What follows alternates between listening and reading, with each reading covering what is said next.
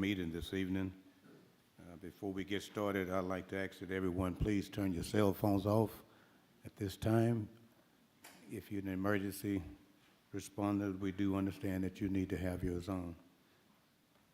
But everyone else, if you'd be so kind, is to silence or preferably turn your cell phones off.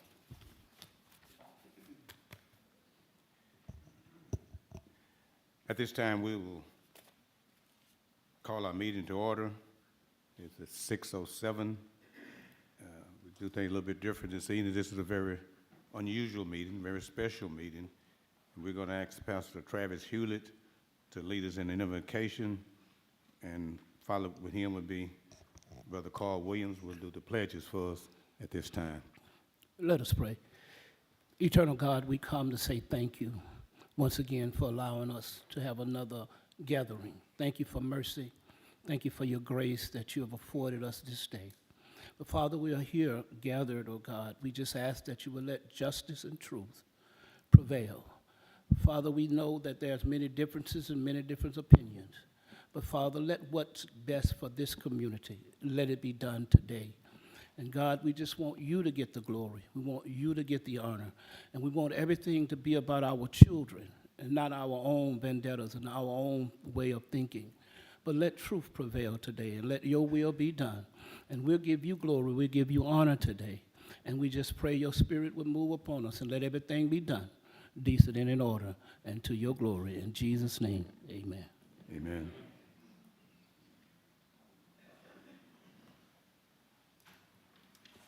Stand for the pledges, please.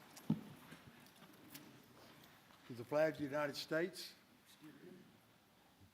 I pledge allegiance to the flag of the United States of America and to the republic for which it stands, one nation, under God, indivisible, with liberty and justice for all.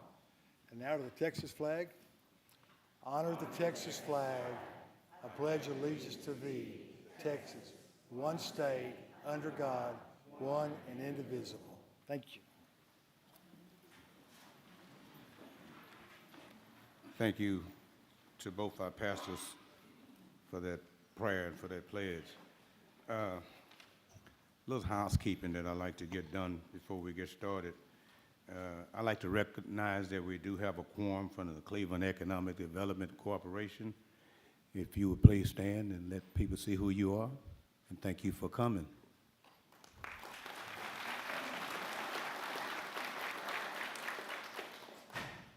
We also have representatives from the City Council of the City of Cleveland. Would you please stand and be recognized? Thank you. Thank you all for coming. Okay, a couple of other housekeeping that we need to get through.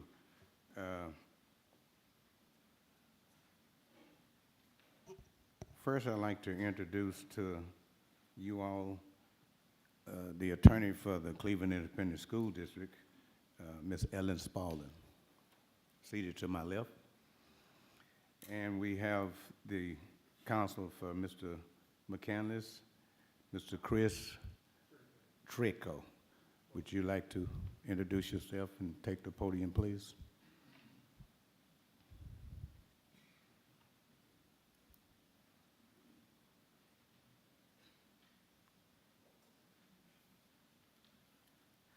Thank you, Mr. President. Those chairs are not made for a fat guy.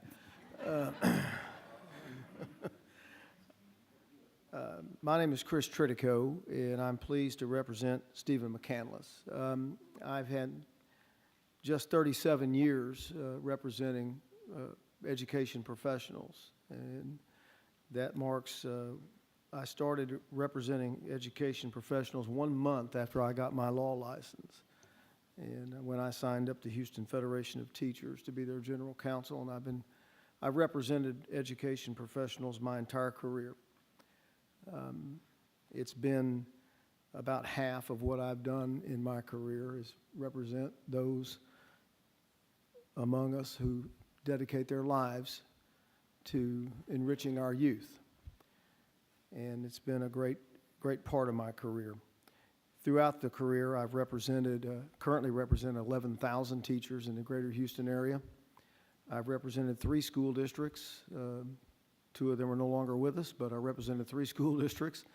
I've represented now 3 or 4 superintendents, and I can't count the number of administrators I've represented, and I've represented over 1,000 teachers at teacher terminations, probably in grievance hearings in the last 37 years. So thank you for hearing us tonight. The issue that we've been called here tonight for is to call into question the employment of Stephen Mckenas. And I'm going to start my remarks by suggesting to you, ladies and gentlemen, that what you're doing is wrong and unlawful. The Texas Education Code sets up a procedure whereby the employment of a professional employee can be called into question, and you have not done that correctly or responsibly. And so if you proceed with this tonight and proceed in the fashion in which I believe that you're about to do, the Commissioner of Education will reverse this. I say that not in an arrogant way, but as someone who has reversed numerous of these unlawful actions beginning back 37 years ago at North Forest, which, well, not 37 years ago, something less than that, because that was the case that brought about the independent hearing officer system. Was at North Forest at 5 a.m. when I left with a state representative who said, "Are they all like this?" And I said, "Yes." He said, "Well, I'm going to change that." And we together put in the hearing officer system. Our system is based on due process, notice, a right to be heard, all of the things that are rooted in the 14th Amendment to the United States Constitution in Article 1, Section 10 of the Texas Constitution, those very things that you expect your teachers to be teaching to our youth, you are violating tonight in this action. You are taking away from Mr. Mckenas those very things which you would not allow a teacher not to teach our youth. And it's wrong what you're doing. The person that you are questioning is a man who has, in the time he's been here, successfully decreased a $9 million budget deficit in this district down to a manageable level and brought the district back on equal footing. Increase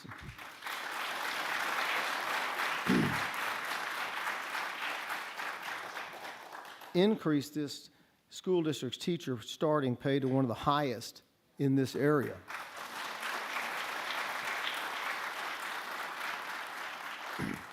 Successfully created an IAT non-certified teacher program to fill teacher vacancies to ensure that no child in this district is left in a classroom unattended by a teacher, by an education professional. He has successfully managed, since you hired him, he has successfully managed the fastest growing school district in the state of Texas. On top of that, he's on the steering committee for the Fast Growing School Districts Coalition. He's on Region 16 State Advisory Panel member for Student Success, TEA Innovation Cohort member for Future School Success, TASA Professional Learning Committee member, Region 4 Superintendent Representative for School District Insurance Coalition, a board member for Leadership East Texas, District Administration Leadership Institute Summit member. He's on a public image chair for the Cleveland Rotary Club, a partner superintendent district with UT Austin Fuse program, presented equity audit at the CIRA conference in New Orleans. He's presented at the RTM National Superintendent Summit in Orlando. He has articles in the New York Times, the Houston Landing, the Texas Tribune, and the Center for Immigration Studies, articles and editorials in Newsweek magazine and Bluebonnet News.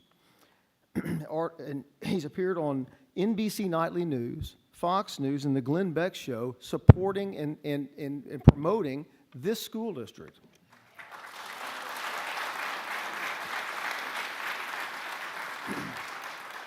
He spoke on the floor of the Texas Senate to a select committee on Colony Ridge. He's met with lawyers from the United States Department of Justice concerning Colony Ridge, and he's implemented a non-negotiable focus on student academics and instructional delivery right here in this district, and that's the man you want to fire.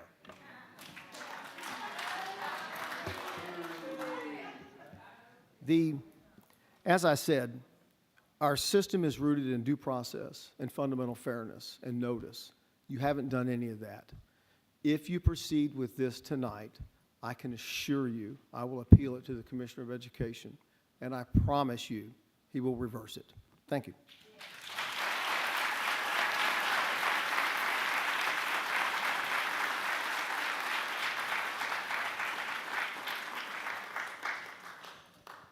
Thank you, sir. Okay, as I said earlier, this is unprecedented and unusual, so I have conferred with our attorney, trying to make sure that I stay on task tonight. So if you see she and I whispering, it's not out of disrespect, it's to make sure that we stay on task, that I stay on task, and that we don't violate any issues to cause us any further damage. So before we start listening to our community, I want to give you some instructions on how we will do things tonight. Matthews in the back will be our timekeeper tonight, and the time will be on the screen. Matt will set the time. You have 3 minutes to speak. I'm going to say this only one time because we have a host of people that have signed up to speak, so I hope I don't have to continue to repeat myself in what I'm about to say. You have 3 minutes to speak, and when you come to the podium, ask that you give your name, your address, and where you live in this community. Matt will give you a 20-second? Sir. 30 seconds. He will announce 30 seconds, which means that you have 30 seconds to complete your statement, okay? I have the gavel, and if it gets to the point of where I need to hit the gavel, then I will do that in utmost of respect for you. So please, let's be mindful of that. 3 minutes, and we shall get started right now. First name that I have tonight to speak is Reverend Pastor Travis Hewlett. If you'll take the podium, introduce yourself, please, and the same for everyone that follows Pastor Hewlett. Thank you. Excuse me, I'm a little off tonight. Please be advised that we can only listen to the comments as a board. We cannot answer any questions tonight. We will not take any questions from the floor, so be mindful of that. You have your 3 minutes to make your statements, and that's where we'll go from there. Pastor Hewlett. My name is Travis Hewlett. I work at 1002 Church Avenue, the great church, New Bethel Baptist Church of Cleveland, Texas. And I'm proud to be their pastor and proud to know Dr. Mckenas. I just want to, I know you can't answer the questions. I just want to ask you, how many of y'all, this is your first time on the board? Okay. The reason I ask that is because you probably really don't know the intricacies of how a school operates. But because someone has an agenda or someone doesn't like something, and they whisper in your ear to make you believe what they're saying is true doesn't make it true. A lost person can also lead another lost person the wrong direction. I always learn, I know you teach your kids to be leaders. Don't let other people think for you. And the reason that I believe that we're here tonight is because one of you had an agenda. And you convinced the other three that you were right. And the other three followed you, not knowing the intricacies of how things operate. And so now you're caught in a dilemma and you don't know how to get out of it. But that's all right. The thing I want to say to you all is this. When you become a board member, it's not just about you, your feelings and your emotions. It's about the taxpayers. It's about the kids. It's about what it's going to cost for as growth and development.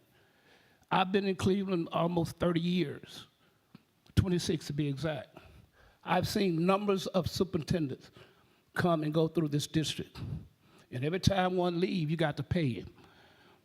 And then you got to pay the one to come back that you get next, or the person that you're going to put in position until you get another superintendent. That's wasted money. And what y'all doing tonight is not about these kids. It's about your agenda, and you're wasting taxpayers' money. And you're wasting taxpayers' time with foolishness. This is not what this is all about. What has Mr. Mckenas really done? Now, I work in one of the other day, I work in Humble, where there's over 40,000 kids. There, they went through due process. 30 seconds. They went through due process to get rid of the superintendent, but they did it right. They didn't throw up something and come up with a reason. Do it right. And then, if he's so wrong, then show him where he's wrong, and then give him an opportunity to correct what's wrong. Thank you.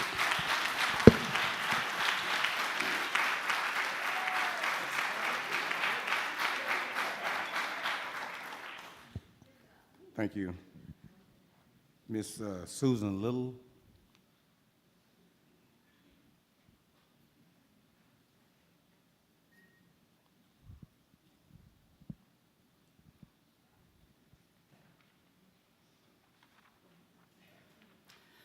Good evening. My name is Susie Little, and I work at 326 FM 1010 here in Cleveland.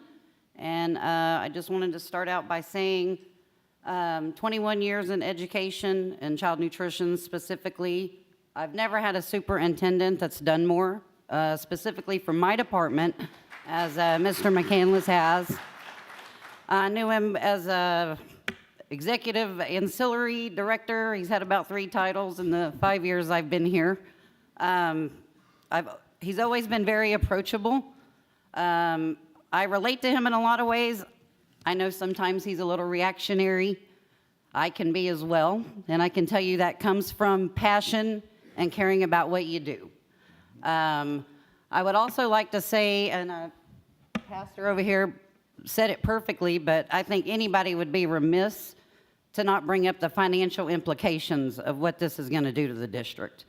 If you don't know we're broke, we're broke. Let me just tell you. And also, I would just like to say, as far as this whole process goes, I find it off-putting as an employee that we can get rid of a superintendent this easily. I have to go through far more steps to dismiss one of my employees, so that you can just summarily decide we don't like him, we're going to get rid of him. I think we should always give somebody a chance. You know, make sure he knows which direction he's heading that you don't like.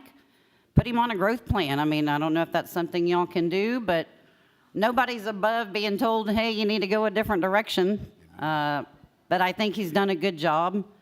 I think the worst thing, if you really don't like him, you should keep him, because all he's going to do is go make more money somewhere else if you let him go.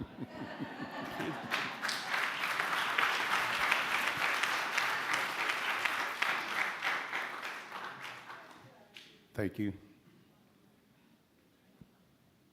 Next, we have Mr. Chris Woods. Does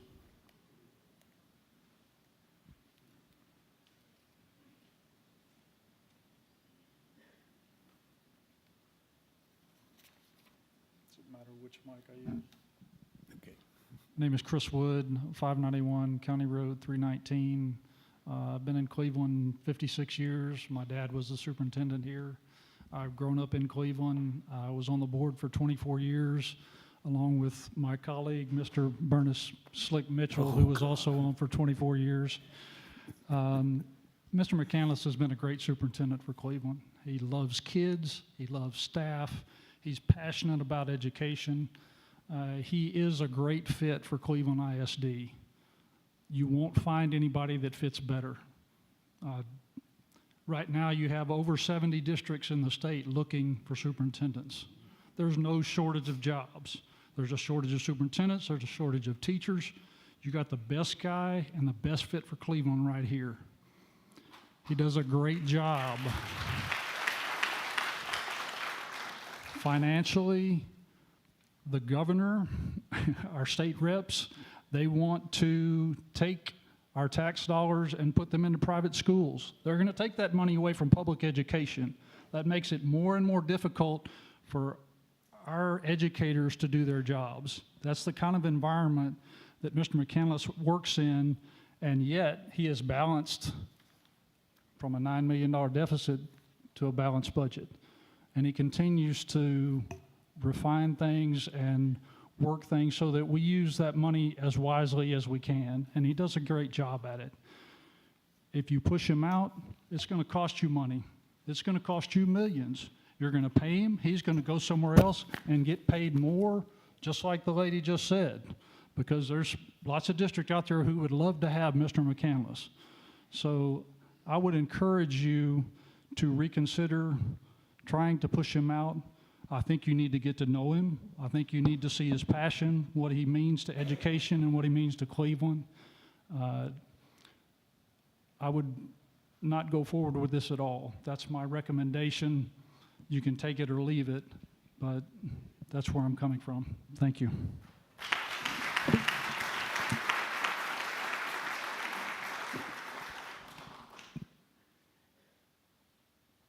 Next we have, excuse me, I've been butchering this name for for 5 years. Come on, Aaron. He'll tell you who he is. I've been trying. Montes? No. My name is Aaron Montes Nieto. I live at 1601 North Blair Avenue, right across the street from C9. I was on the board whenever Mr. Mckenas was elected to be superintendent. After the meeting was adjourned, and well, I have to preface by saying I don't speak eloquently. So after the meeting was adjourned, I walked up to Mr. Mckenas, I looked him dead in the eye, and I told him to either put up or shut up, because I knew that he had held a lot of positions here in the district. So I needed him to prove to me that if he was going to be our superintendent, that he needed to put the work in, that he needed to do what he had to do in order to make our district better. And he did exactly that. He did all the work. He has done so many things that have made this district better than it was whenever I first started here. Both of my kids went here. I graduated from here. My wife, unfortunately, graduated from Tarkenton, but I don't hold that against her. So, but in all seriousness, I'm proud to call you our superintendent. I was proud to call you my superintendent for 5.5 years, because gave you a 6-month, period. But you've done great things. I know that I kind of sort of did the rough math, and if they decide to go and get rid of you, we will be wasting at least $1.2 million. I don't know where you are going to find $1.2 million to, to fund his, pay out his contract and then pay for a new superintendent. And that's not including an interim that you have to pay. So if you have the money, go ahead. But again, I got 6 years experience. I know the finances. I know what we're going to lose. And y'all need to think about this. My agenda, whenever I was on the board, was about the kids. I had nothing to do with it. I was focused on the kids. The board members that were on the board with me, that's what they were on the same thing. We focused on the kids, and that's it. We didn't say, oh, I don't like this person, so I'm going to get rid of them. No, the kids. You get rid of Mr. Mckenas, you're hurting the kids. So thank you very much.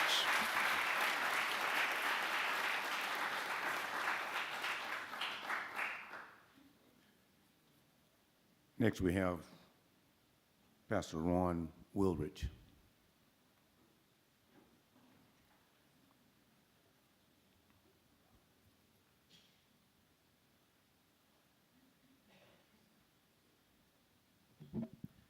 Good evening.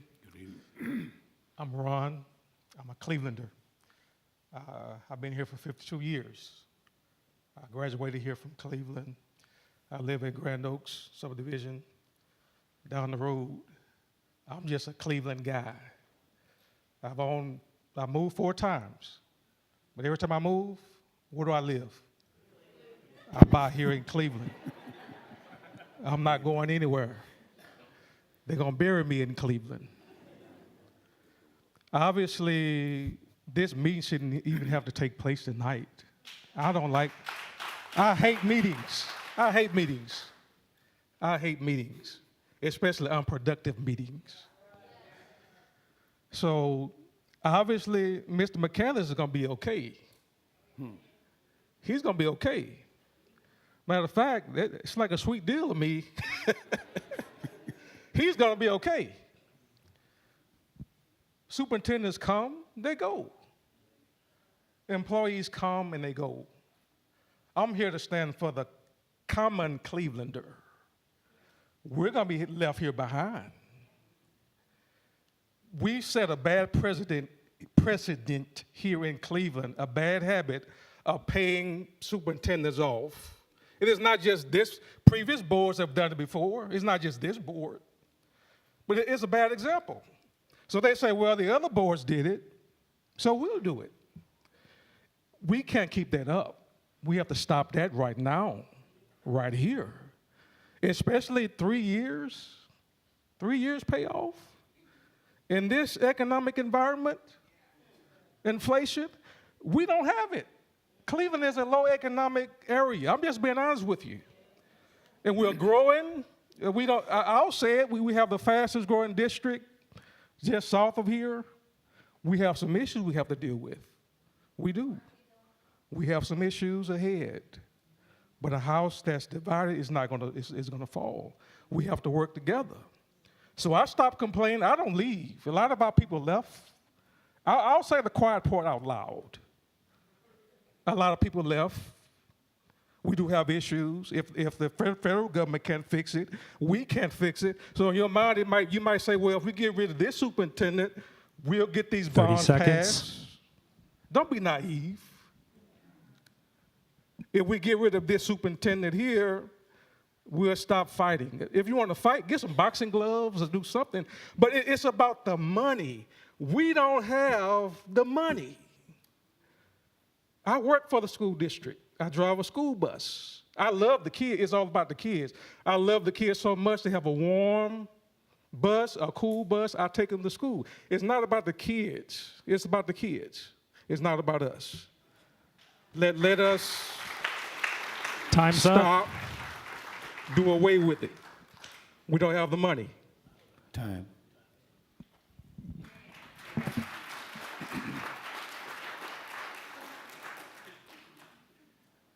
Mr. Chuck Thompson?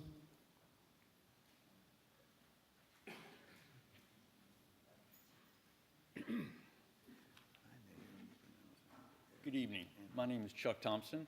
I live in Grand Oaks, and full disclosure, I am acquainted with the superintendent and one of the board members. I have no vested interest in the school system outside of being a taxpayer. I am here tonight to echo some of these other statements to try to put a number with the buyout. There's about 3 or 4 stages of this buyout that I've been familiar with in the past. If you choose to remove him, you're going to have to negotiate a buyout. I don't know what his contract stipulates, but if I were him, I would not take a penny less than what it requires.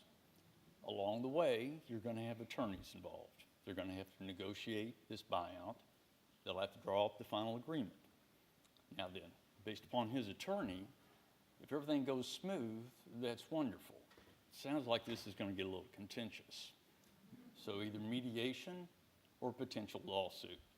Now you're really racking up the legal fees. While that's going on, you're going to have to hire a search placement firm to replace him. And I'm assuming that will be a full-service firm. It's probably $25,000, $50,000, maybe more. They'll do the vetting, they'll find the candidates, and they'll place them before the board. Now, depending upon where these candidates are, you're going to have to cover the expenses of interviewing these people. Fly them in, put them in a hotel, or even you may have to go there. Now then, once you find the replacement, you've got the attorneys involved again, because now you're going to have to negotiate the new contract. And again, there'll be several different versions before you hit the final agreement. Now then, once all that is said and done, I'm assuming this person is intelligent enough to realize what's been going on here. I'm new to Cleveland. I didn't realize we've already gone through several superintendents. So they're going to ask for more money than what you're currently paying. They're going to ask for a longer contract, and they're going to ask for a bigger buyout. Now then, all told, this is easily going to be approaching $2 million, and I think it'll be north of that. Now then, I'm unaware of the machinations that are going on behind closed doors. I don't know if this is a personality conflict or if there is justifiable cause to remove him. I just hope 30 seconds. the board will be well informed enough to make a decision that will not cost this school district any more financial difficulties than what it's currently facing. Because if you choose to replace him, this will be a significant impact on the budget, the school district, and me as a taxpayer. Because I guarantee you, at some point in time, this buyout will flow through to the taxpayer. Thank you.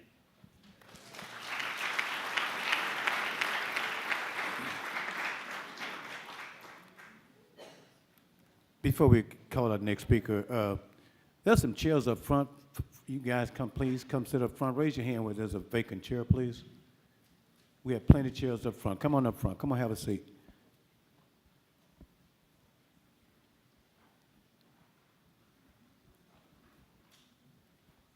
Thank you.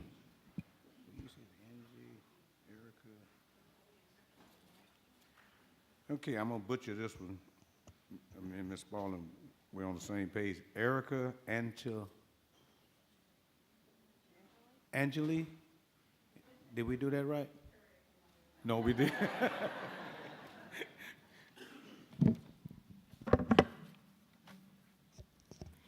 Good evening. My name is Erica Antonangeli, and I'm a former employee of Cleveland ISD. There are countless things I could stand here and talk about, but since my time is limited, I will start with the biggest thing that showed me what kind of person is currently leading the district. As I'm sure you know, on April 28th, 2023, Northside Elementary lost one of our beloved students, Daniel Lazo Guzman, a student I had taught for 3 years. No part of that was handled with any inkling of compassion. Following the tragedy, Greg Abbott tweeted about a reward to find the criminal who killed 5 illegal immigrants, a statement with information that was neither true nor relevant to the situation. Stephen Mckenas replied to the tweet saying, quote, "As the superintendent of Cleveland ISD and a community member of Cleveland, Texas, I want to say thank you for your commitment to justice," end quote. He deleted it shortly after, I'm sure upon seeing that the replies to it were negative, but screenshots are forever. When we got to school the Monday following the tragedy, I overheard a directive that had been given to our office staff. The question was, what do we do if a student is here and inconsolable? And the reply was, try to keep them here until 10 and then call home. In other words, make a grieving child suffer until their attendance money is accounted for and only then call their grown-ups. I am sure that the extra money could have been found in the same place as the raise recently given to Stephen, but I digress.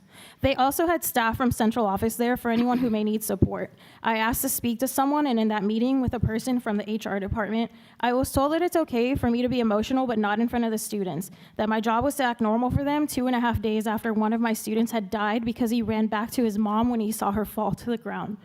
There was no support given to us from Stephen in the most awful of times, so as you can imagine, it was also not given to us in the day-to-day. Northside nearly doubled in size when the new building opened, and we understandably struggled to adjust. Mr. Armstrong advocated for us to have more help in our behavior and SPED departments, and it was repeatedly turned down, being told we shouldn't need it from someone who didn't even bother to step foot on our campus to truly assess. We were even told at one point that behavior support would only be allowed for fewer than 15 students, as if only those children could and would be in need of extra help on our campus of 1,100 plus. I'm also confused about how our former superintendent, Mr. Trotter, was given the suggestion to resign upon not passing 2 bonds by the same board members who found a hefty raise in the district's crippling budget for a person who also failed to pass 2 bonds. Speaking of budgets and money that board members approved to be spent, did you know that in October of 2023, the board approved the $38,500 purchase of Reno Graphic and Intervention Support Services, LLC, which is owned by Stephen and Phyllis Mckenas. This 30 goes seconds. directly against the Code of Ethics and Standard Practices for Texas Educators, Enforceable Standard 1.2, which states, "The educator shall not use money committed to his charge for personal gain or advantage." There are so many more things I could talk about if I had the time, and that I would have talked about in the exit interviews that conveniently have not existed for the last 3 or so years. But based on even these few things alone, I struggle to understand how anyone who has the best interest of educating, inspiring, and caring for children could support Stephen as superintendent of Cleveland ISD. I question the ethics and motives of the people who do, especially up. the ones who are involved in this district. Thank you.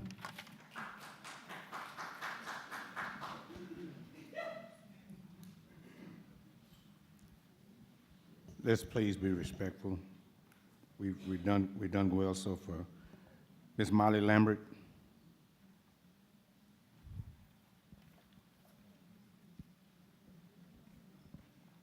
Hello, board. I know some of you folks. Good to see you. I'm Molly Lambert. I am a business owner in Cleveland, Texas. My child went to Tarkington, but I have a stake in this whole situation as well because I'm a taxpayer. I own a business here. I have some rental properties, and I pay my fair share of taxes to you. You are my trustees. I don't get to elect you, but you are my trustees. And I hold you to that job, that you will use the money, my hard-earned money that I pay in for taxes, to do the right thing and manage that money well.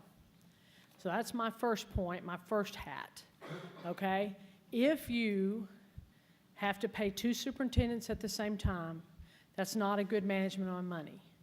For me as a taxpayer, I read the news, I look at what's out there, I've listened to what's been said tonight. And I can tell you that with a few exceptions, it has been glowing recommendations for this man. So as a taxpayer on the outside looking in, I'm saying, what's wrong with him? Why would you get rid of this man when he has done nothing but improve this district for all of us and get us taxpayers our money's worth? I care about the kids. I support programs in Cleveland ISD, including Coach Holly's softball team. Yes. Who likes them? Love Coach Holly.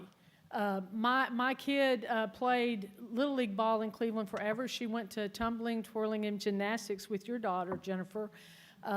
I grew up here. My parents graduated from this school, and I want to see it prosper. My second point, as a lawyer, it's not just going to be his contract and paying a new superintendent. It's going to be his attorney's fees, your attorney's fees, everybody that defends this case or fights against this case, there's going to be attorney's fees. And it's not going to get paid to me, unfortunately. I've done my share of litigation over the years, but I don't do it anymore. But you're going to have to pay it. We're going to have to pay it as taxpayers. So all I'm asking you, because I don't know what goes on behind closed doors, is that you make a decision based on the right things. And with my attorney hat, I would say, if you haven't given this man an opportunity to correct or right a wrong or improve and then a plan to do it, 30 then seconds. you are not doing it the right way. And finally, I want to speak to the man, okay? He is a Rotary Club member with my husband. I have watched him work at concession stand to raise money for scholarships, earn money to build water wells in third world countries, fight polio worldwide. This man puts his efforts and energy where his mouth is. That's my personal observation. That's the man I know. And I hope you get to know him as well. Thank you.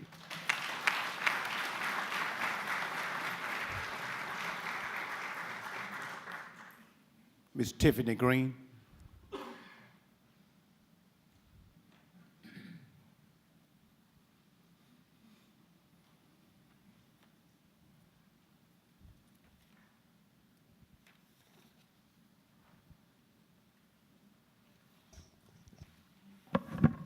Good evening. My name is Tiffany Green, and I was born and raised Cleveland, Texas, and star basketball player here. I'm alumni, And here in Cleveland, it's a small town. You know, sports normally bring, you know, small towns together.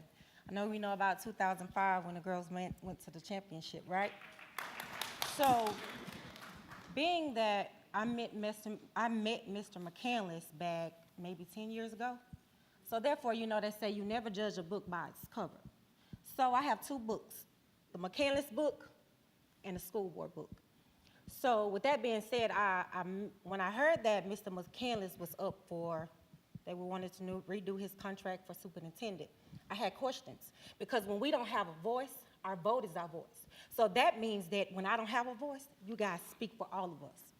So with that being said, we made sure that you guys was voting in because we think that you guys have our back. So I had a couple of questions myself. I can't ask you questions here, but I asked you guys questions prior. My questions was, what's the problem? I was told that he's a good person, but he doesn't do enough in the community.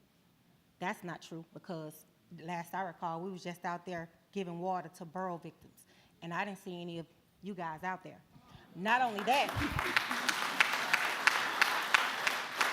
but Mr. Mckenas and his wife was out there. We were out there, okay?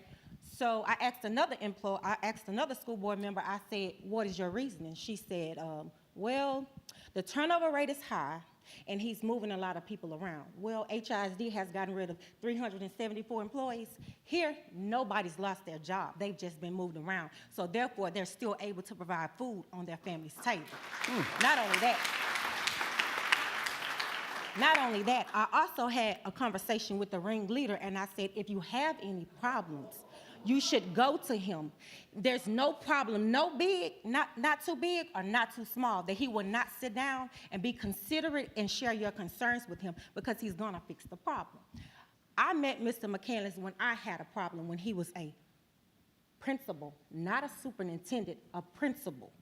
I looked at him in his eyes because it was dealing with my child. And I looked at him with tears in my eyes and angeriness in my voice, and I said, it is my job for me to send my child to school, for you to have 30 her seconds. best heart and best interest. And that's what I expected him to do. So therefore, I don't know that if you guys have our heart and best interest, because this man that I know, he's gonna look out for us, and he carried not only this school, he carried this city on his back, him and his family. So it's not about $1 million. It's about if you can go to somebody and they're gonna make sure that your child is good. He might not, there's no problem, no big, too small, but guess what? I don't know who's Time's done up. a lot of good more than I know he's done bad.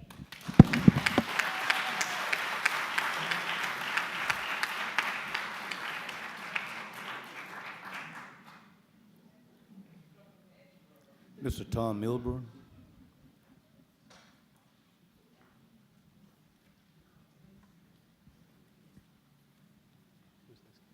Thank you, board, for hearing me today. I'm Tom Milburn. I work across the street at CMS. And I want to start with the mission of CISD is together with the community, CISD creates a safe environment for high academic and personal growth that empowers all to be successful. I believe in this mission, and I believe in the leadership of Mr. Mckenas. I've been in the district for 2 years now and have witnessed this mission carried out daily. I believe Mr. Mckenas to be an honest and transparent in his leadership, and his actions are aligned with our mission. I have had an occasion when I needed some assistance, and Mr. Mckenas had an open door. He listened to my concerns, and before I left the office, we had that problem solved. And so this shows me that he not only does what it takes for our students, but he does what it takes for our staff. And that's why I'm here, to show my full support for Mr. Mckenas and his leadership. Thank you.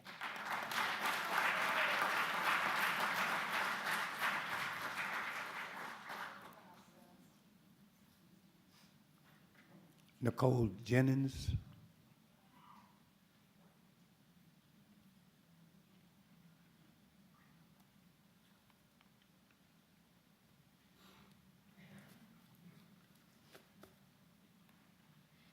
Hello, I'm Nicole Jennings.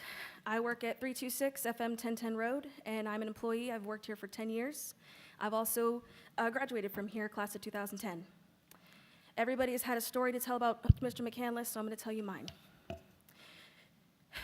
3 years ago, I had a horrible thing happen to my family. And my mom, who's worked in this district for 21 years, who recently retired, who should have been worried more about taking care of him, was scared she was going to lose her job. Mr. Mckenas, he personally made sure that she had nothing to worry about so she could take care of him. In our highest highs and in our lowest lows, he always checked on us to make sure we were okay. Even when we weren't, he was always there to make sure we were good. He passed away last year. And rather than just sending his thoughts and prayers, he made sure we were always taken care of. He showed up to the funeral, him and half this damn school board, half a CO was here. What kind of man would you want to get? Why would you want to get rid of this man who cares so much about his employees? He loves this school district. He loves the people. He loves the children. He will move heaven and earth to make sure we are taken care of. If you let this man go, our school district is going to crumble. And it's not going to be a slow crumble. It'll be fast.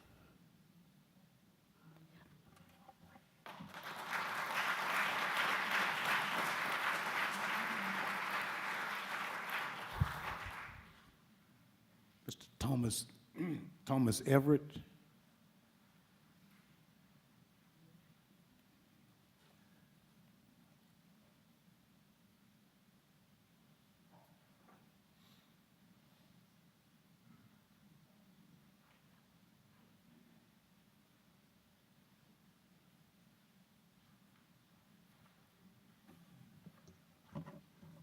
My name is Thomas Everett. I live at 55 Spring Creek Drive in Shepherd, Texas. I've been a school bus driver for 15 years, substitute teacher. I was asked to be the chief of police at West Hills Community College, and I represented them as an attorney. I've represented myself twice in my life as an attorney, okay? I'm also a United Pentecostal preacher. I have a license in my pocket. I do not like to be loud. I went to a bus rodeo for fun, and after I got home, I found out they had a complaint against me for 5 stupid reasons. 5. But I couldn't see the complaint. They put me on a gag order for 2 to 3 weeks. I couldn't even tell my wife what was upsetting me, why I couldn't sleep at night. Now stop and think about it if it was you. I'm not here for Mckenas. I'm not here against him. Last week I told him in his office I'd come and support him. Tonight I don't do either one. Yes, I'm mad. I've tried and tried to find out where the complaint came from. I talked to Mr. Rico Cano. He told me, I seen the complaint, it was from Cypress Fairbanks School. That's where the rodeo was. I called Jessica Price, and she told me we did not file a complaint against you. The complaint was a lie, and I called one person a liar, because she said she had the complaint, but I couldn't see it. Okay? Now, yesterday, I talked to the sheriff's department. Sir. Yes. Hold it down, please. I'm sorry. We want to do things decent and in order. Okay. Thank you. Yesterday, I called the sheriff's department, and I called the police department. Then I talked to the city and the school police. I want to file charges on all people that's 30 seconds. involved in this because you created a document with Cypress Fairbanks Schools heading, that is a felony. That's what Cano said he's seen. Now, yesterday, we had an unemployment hearing, and the school didn't even show up to keep me from getting unemployment. Okay? And they can't find the complaint. Time's up. They can't find a complaint. I have this all on this. That's your time, sir. Sir, that's your time. Thank you. Thank you. Thank you very much. You can give it to Mr. Matt. In the back, please, and he'll pass it to the school attorney. I just want to reiterate that everybody have issues and concerns, but that is the last outbreak that we will have in this meeting tonight. If it happens again, where's Chief Allen? We want them escorted out. We're going to do this decent and in order. Can we do that? Thank you. Ms. Ernestine Belt, please.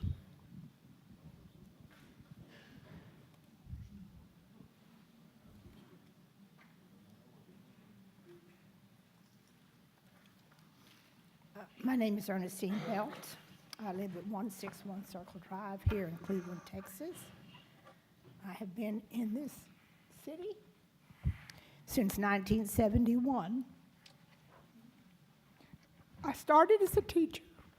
I'm going to cry. I'm a very emotional person. But when people get wronged, it's wrong. And when people make decisions that they don't have a clue about, they haven't had the training about, hurts my soul. This man is on that picture. I have been with this district since the fifth superintendent. And I don't think anybody in this room has white enough hair to beat that district record. I have not worked for Cleveland all those years, but I have lived in Cleveland all these years, and I have worked with the Liberty County Co-op, which sometimes made me be an employee of Liberty, but I always worked in Cleveland ISD. I know these people and I know these superintendents. I wasn't fond of all of them. You don't have to be, but you work with them. You have a disagreement, you work it out. You don't jump the gun, and especially without training, especially without knowledge that you know, and especially with keeping secrets from people and have no issue that anybody has a clue about. That is wrong from day one, and that is all I have to say.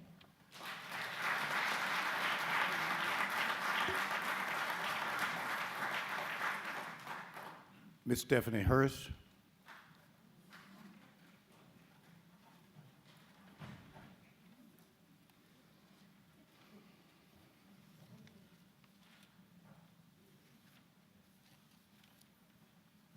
My name is Stephanie Hurst.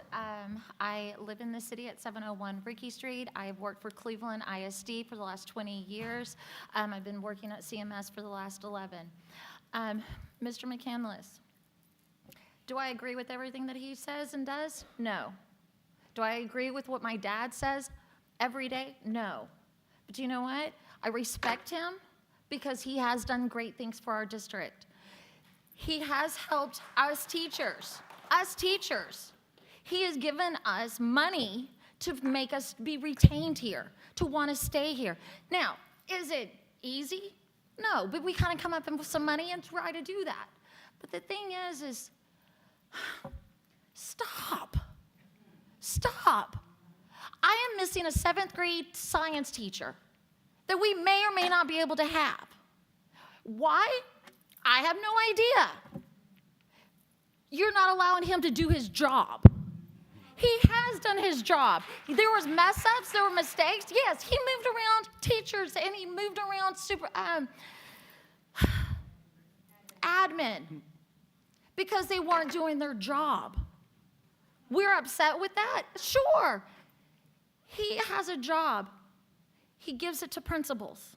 principals are supposed to run that campus to be able to run those teachers.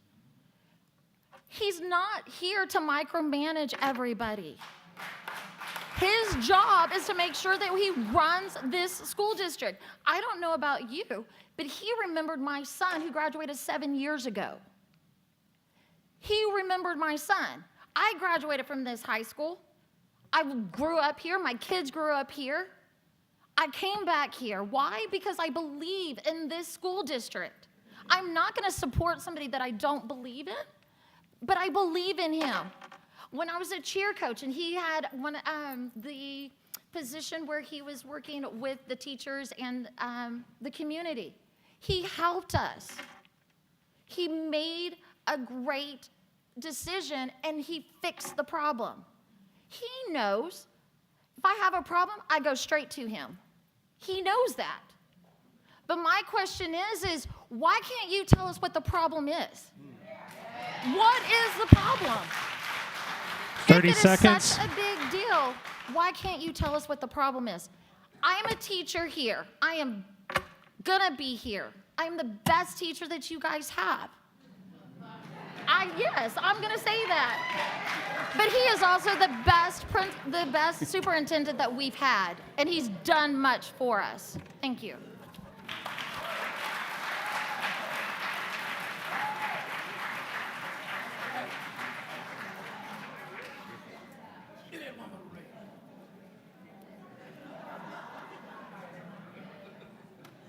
Okay. Rodney Harrison.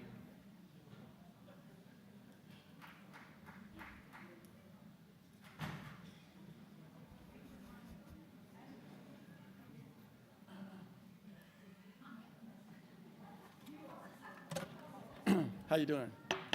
Order, please. Hold on. Don't start the clock. Let's continue to be respectful, please. Thank you. Thank you, sir. How you guys doing? My name is Rodney Harrison.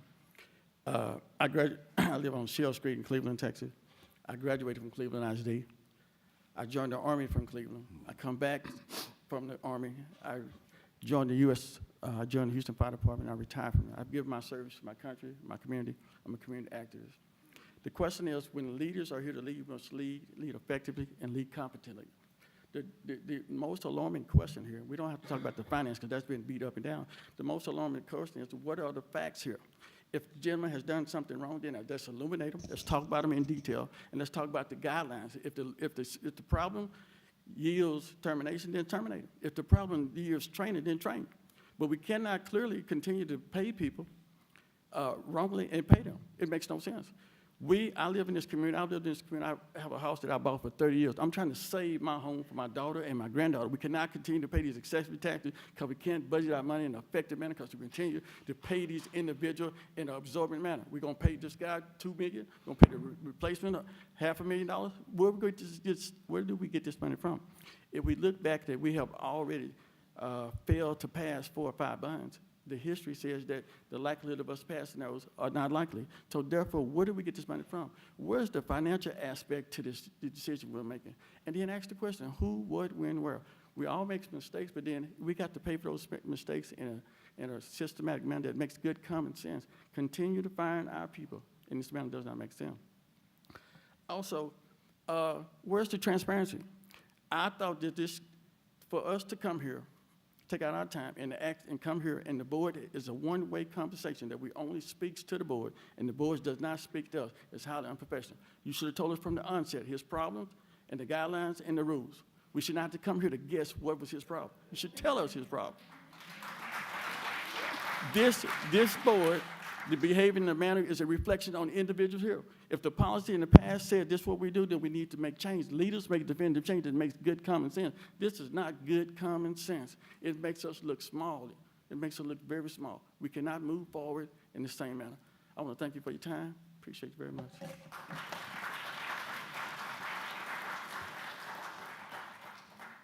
Jonathan Copeland.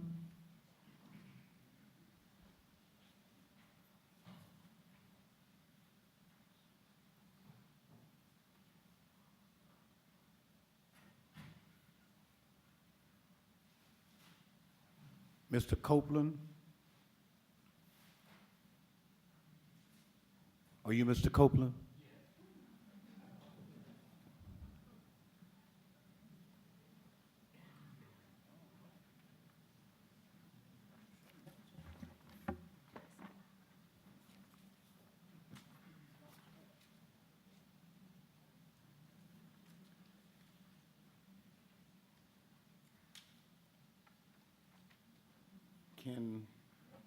Can I ask you what you're about to do, sir? Because we only have 3 minutes.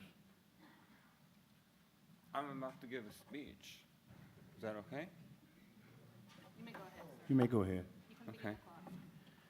So my name is Jonathan Copeland, and I'm a graduate of Cleveland ISD, and my family resides in Grand Oaks. I returned to Cleveland ISD with some unfortunate news about the safety of our children at Northside Elementary. There's a 42-inch high-velocity natural gas liquids pipeline that has been proposed to come through town. This pipeline is coming from the Permian in West Texas and ending in Louisiana near Lake Charles. This would be the biggest pipeline in the area compared to the existing pipelines, and the product in this pipeline is not intended for local residents or businesses in Cleveland. As many people in Cleveland I know don't have gas connections, nevertheless, the demand for this product is for export overseas. There is no current demand for NGL production in the Gulf. Instead, there's a demand for export facilities so wealthy CEOs and financial shareholders can acquire more wealth. The desire for this more wealth is an inherent risk to the safety of our children at Northside Elementary. According to a formula used by the federal government prepared by the Gas Research Institute, the high consequence area, also known as the blast radius, is close to 1,100 feet for a 42-inch gas pipeline with an operating pressure of 1,440 psi. Northside is well within that assumed blast radius, sitting close to approximately 900 feet from the route. The pipeline company went on record and said at their open house meeting that the elementary school is less than 1,000 feet from the proposed pipeline route. And I have a video if anyone would like to see that conversation. These pipelines rupture, leak, and blow out all the time. There was already a disruption to water service in Cleveland not long ago because a contractor punctured a water main line. There needs to be a conversation at the school board meetings and dialogue with parents about what CISD intends to do to ensure the safety of our children attending Northside Elementary. How are we going to evacuate a school of young children ages 5 through 11 if the pipeline leaks? This gas is very dense and it collects close to the 30 ground seconds. like an invisible puddle. It doesn't move upward and dissipate in the air like natural gas does. It is recommended that people do not operate motor vehicles, cell phones, radios in the area of a leak. In this situation, will we be walking the kids to FM 2025, exposing them to the gas to get a safe distance away to reach the school buses and parents? I ask this because these are conversations that we need to have. Time's up. You guys have any questions? On your way out, thank you so much. Okay, everyone see the sign? Yeah, I was planning on taking it.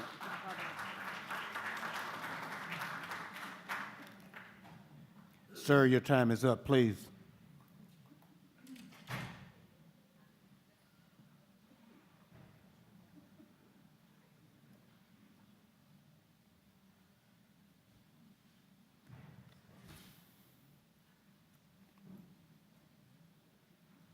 Norman Hutto.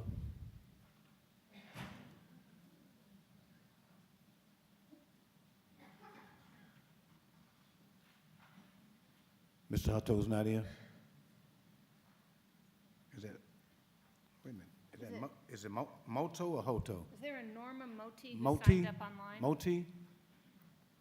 An online signature?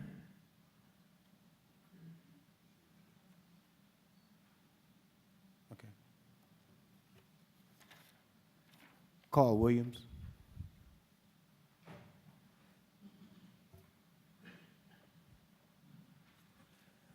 My name is Carl Williamson.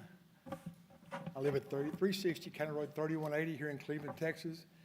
And I want to speak in behalf of Stephen from the community side. I've got to know him. We've got to be friends from this standpoint of working on different projects together. I'll give you an example. Last year on the first day of school, one of our students was killed on his way to school. Mr. Mckenas called me and several of the other pastors in town and said, after school hours, can we have a prayer meeting at the school for those families? For those of you who said he don't care, tough. A large crowd gathered that night, and support was given, and love was expressed. From the community standpoint, Stephen works in a number of avenues. He works with me on some with the Ministerial Alliance here in Cleveland. The churches in Cleveland have earned his respect and trust him. The Ministerial Alliance has earned his respect and works with him. The business community has earned his respect by your voices you're hearing tonight. And guys, you're voted to represent our community. I will remember how you vote tonight. These people will remember how you vote tonight. And an overwhelming expression of support has been given since the thought had better been given. My wife and I have committed the majority of our professional careers to Cleveland, Texas. This is our home. I'm glad I live here. How about you?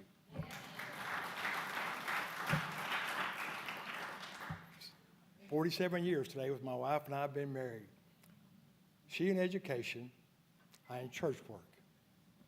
And I'm glad to say that he's been an integral part of what we've been doing here on every side.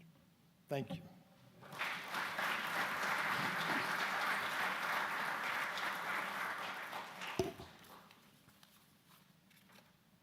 Mr. Don Belt.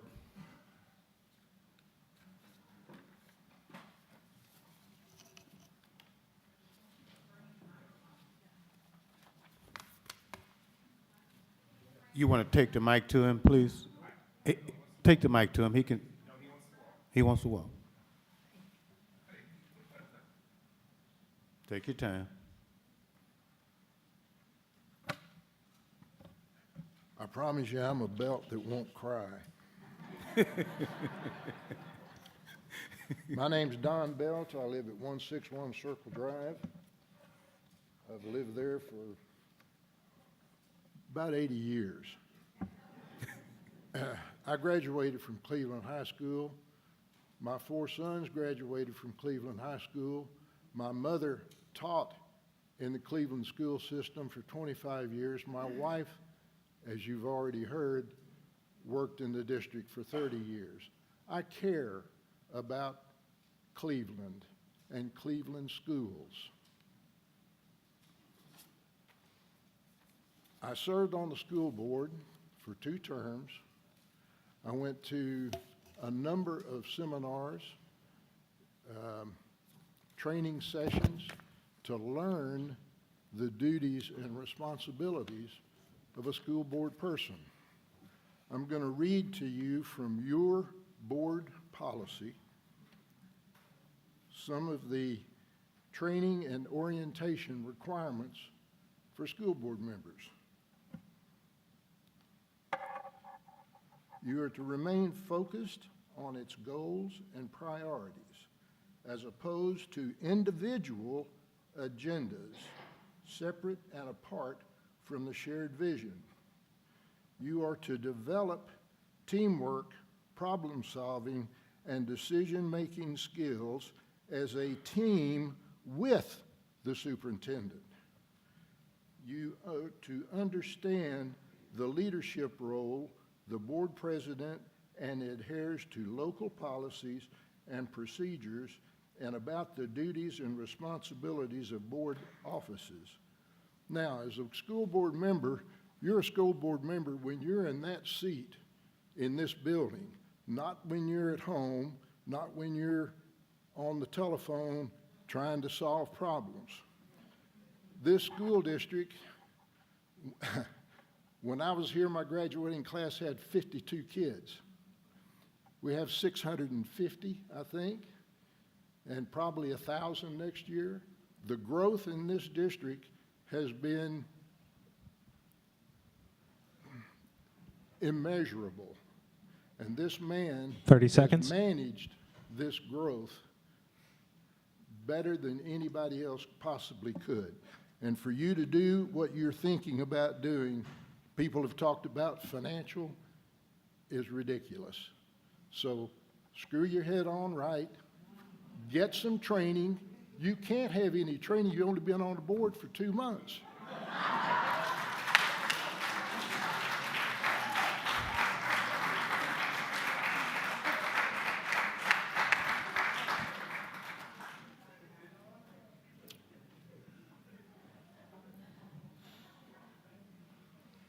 Julie Payne.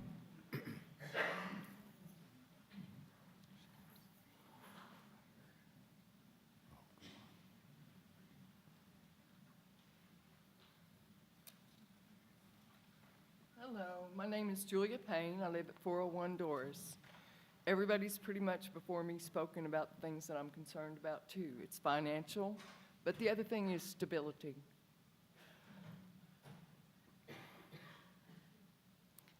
You take away the stability, you're going to mess it all up.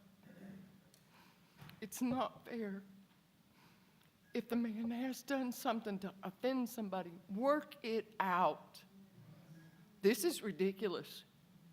To waste money, to waste time. I don't know what it's about, and I'm not going to pretend to know what it's about, but this is not right. There's nothing about it that's right. Financially, for the kids, for the district, tax paying, the whole 9 yards, get it together.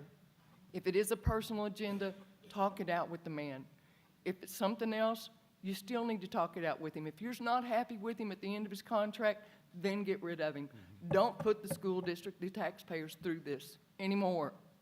As far as bonds go, I'm fully against bonds because that's agreeing to debt. It's already been $315 million since the first bonds were passed. Are we still paying on those? Yes. Okay, how do you plan on paying it? Through the taxpayers. Give us a voice. I'm with everyone that's up here that's spoken. You represent us. Make sure you do a good job of it. As one gentleman pointed out, election time will come around. There is a deal about the finances. You need to be responsible. Thank you.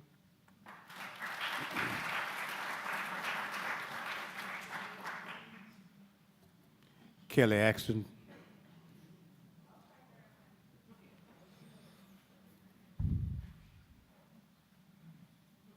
Don't start my 3 minutes yet. She's still on the board, Matthew. Okay, I had to write this down because I knew I was going to be over my 3 minutes. So, okay, here we go. My name is Kelly. I reside at 312 Doris in Cleveland. I was a board member for 12 years, with my last month as a trustee being May of this year. I did not seek re-election. What I'm sharing with you tonight is what I personally know, and none of this is hearsay. Also, I feel quite sure that 3 of you board members most likely are not aware what's been going on behind the scenes at CISD. I'm no longer a board member, so I can say it. Okay, I can't imagine you guys agreeing to what's happening right now. The whole dismissing the superintendent began when a board member's family member did not acquire a position to be promoted in curriculum and instruction. This was even confirmed by the visit of this board member with the president of our school district one evening after a meeting, emotionally expressing Mr. Mckenas not appreciating her family member's value to this district. This same CISD employee related to this board member has made it very apparent and quite clear to all of her coworkers that Mr. Mckenas will be gone from this district within 3 months. Oh, no, I'm sorry, 30 days. Just when you think the situation with the board member and her family employee couldn't get any worse for morale within our district, it was brought to the administration's attention that principals on campuses are not questioning any advice on curriculum from this employee, who is a family member, as she has mentioned on many occasions, and I quote, "Do you know who my sister is?" These actions and behaviors are completely unacceptable, and I have on many occasions while serving on this board mentioned that the nepotism is out of control. It has a huge conflict of interest.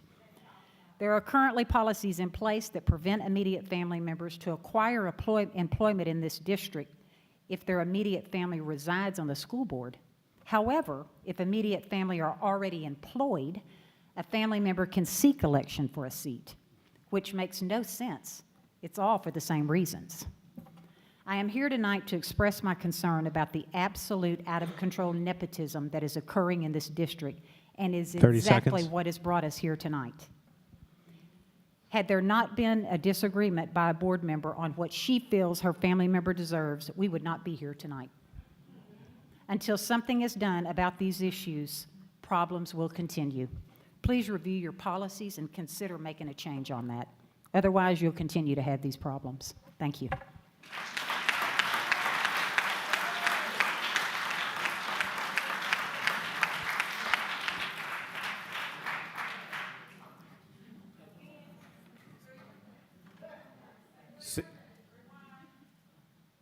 Sandy Williams.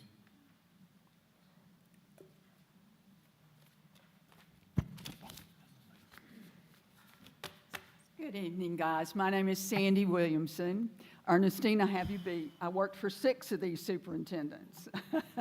I've been with the district for over almost 30 years now. I did retire, though, for the 3rd time in March. And I said, please lose my phone number. But I am a counselor, and I can help you with this, Karen. As I listen tonight, as I look at you guys, you have a very difficult job. I've worked with some of you. I've counseled several of you. Some of you have been in my home. And if I haven't had you, I probably had your kids or your grandkids somewhere along the way. When Carl and I came here, I will tell you, Cleveland is the one place that I never wanted to live in my whole life. As I would go up Highway 59 to go to college, I would say, God don't mind being a preacher's wife, just don't stick me in Podunk, Livingston, or Cleveland. Well, here I am. And I have spent 30 of my 47 years in Cleveland, Texas. It's home. When I speak to you, I'm speaking to you as a person concerned about our district. I don't have children, so your children are my children. Do I support Mr. Mckenas? Absolutely. But as I look at this, guys, there are 3 things that I see. And the very first thing is we have no just cause for this action. Number 2, the timing could not be worse. Can I say that to you? Our teachers, our staff is coming back. We need to be united. Now, do I always agree with Mr. Mckenas? No, he fired me 3 or 4 times, and I probably quit 6 or 8 in all the time I've known him. But guys, you want to present a united front when people come into our district. Who wants to come where the school board's fighting and trying to fire the superintendent? And we don't have any staff to waste. And the third thing is, financially, this is irresponsible. You've been told that. I can't say any more that's already been said. I will say that I love you, and I pray for all of you, and I pray that 30 you will seconds. make a wise decision tonight. Thank you.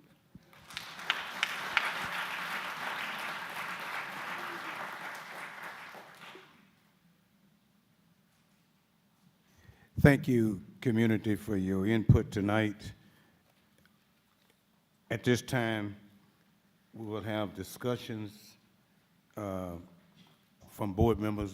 We will start to my extreme left with Ms. Pena, and we will continue to move in this direction. Ms. Pena. At this time, we are to express our reasons, concerns, or whatever it is that each of us have to present to the community tonight for our reasons of being here. Mine is district. Please, please. Thank you. My reason is district performance. District performance with multiple failing schools. Poor performance, frequent complaints, failure to maintain an effective working relationship. I've been advised by the lawyer to move to executive as I have legal questions. Legal questions. I have questions of a legal nature about what I can legally say and what I can legally not say. Okay. At the advice of the attorney. Ms. Brooks.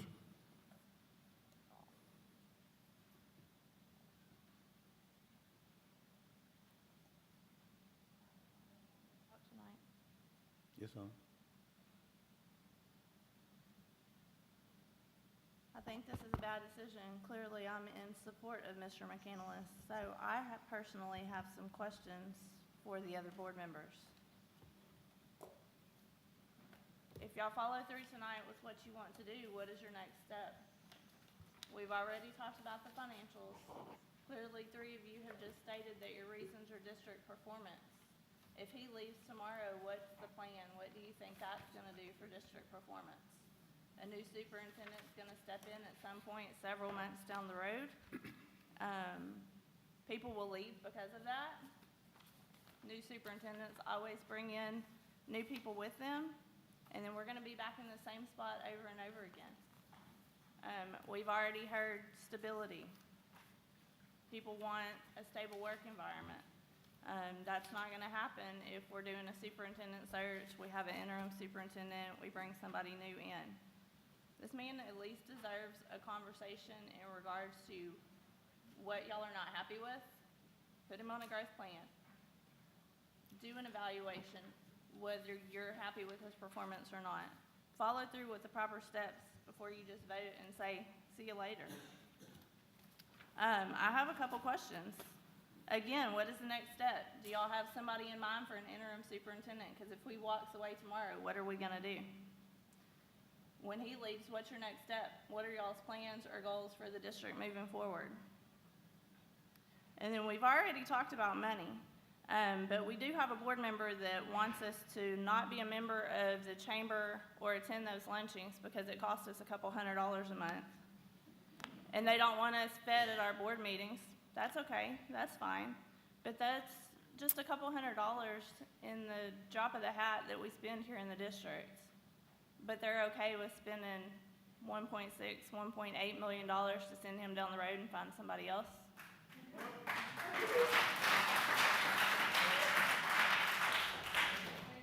And again, I know you can't answer them, but I missed the meeting where this all initiated.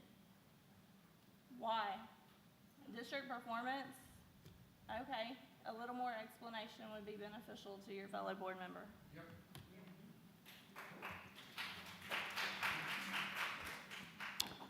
As I spoke before the last meeting, when I stated administration, teachers, everyone involved in CISD is doing a good job.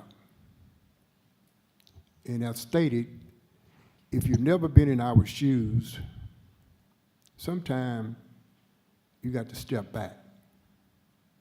Now, I was employed for the district for 18 years. I see some of my students out there. I see some of my athletes out there. So if you've never been in our shoes, sometime you got to step back and understand where we're coming from. It's not easy. I stated that before. Are we where we want to be? No. Are we where we used to be? Oh, no. When you get educators want to come to Cleveland, that speaks volume. I get a lot of phone calls, Coach, can you get me hired in Cleveland? I can't get you hired, but you can fill out the application. So when you see someone want to come to Cleveland, that is saying we're doing a good job. I wouldn't want to go to a place where it's negativism. There's no negativism here. We need to step back and reevaluate what we're trying to do. Now, like I said, I was here for 18 years, and it's a lot better. It was good when I was here, don't get me wrong, but it's so much better now. We was 3A and 4A.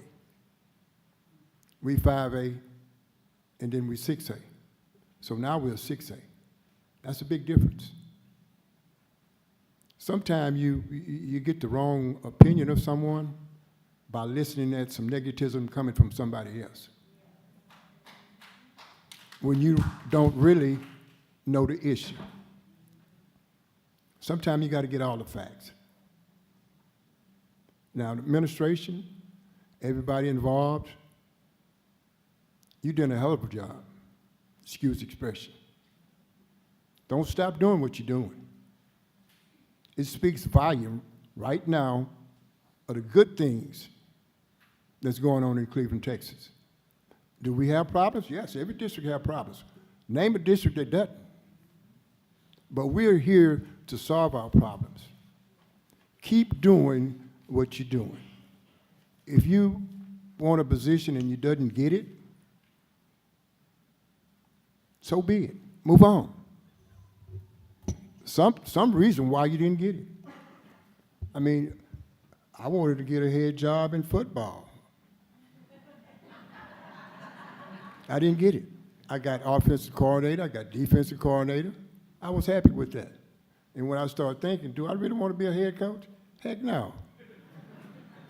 But I was an offensive coordinator, I was a defensive coordinator. That's my quarterback right there, Chris Woods. Now that might tell you how old I am. But anyway, make a long story short, y'all doing a good job. Don't let anybody tell you you're not. From the top all the way down to the bottom, from the bottom all the way up to the top. Keep doing what you're doing. And if you have any problem and someone say you're not, tell them to check with me. Thank you.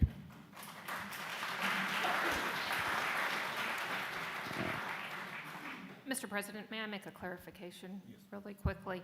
Normally, conversations about employees are done in closed session. The Texas Open Meetings Act permits that. The exception to that rule is if the employee requests that the conversation occur in open session. And it's my understanding, Mr. Tridico, Mr. Mckenas, please confirm that prior to this meeting, Mr. Mckenas and his attorney asked the board president that conversation about the employee and the employee's performance, him, Mr. Mckenas, occur in open session. Thank you.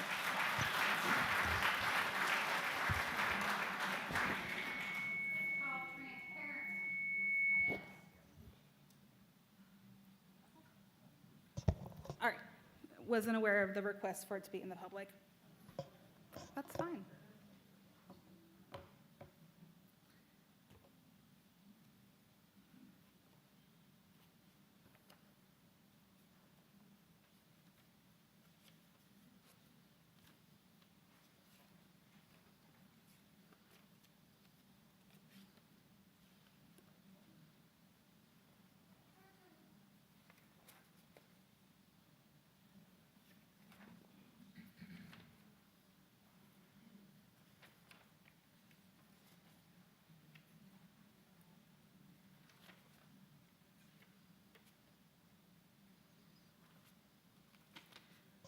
Some of the issues that I have observed, one of them was brought up, but whenever we voted for Reno Graphics, it was my understanding that it was Phyllis McCandless's company. I was unaware if that was in any way a conflict of interest. I was assured it wasn't. It was then brought to my attention that when it was filed with the state, it was actually filed under Stephen McCandless's name, not Phyllis's. It may have been updated since then. That is the document I was sent. Okay? Well, that gets a little iffy for me. Because again, you're not supposed to double dip, correct? I was then assured that she was requested and needed, but nobody could tell me who requested her. And there's even emails where the CFO admits that she doesn't have a request for her. Nobody can figure out exactly what she's needed to do.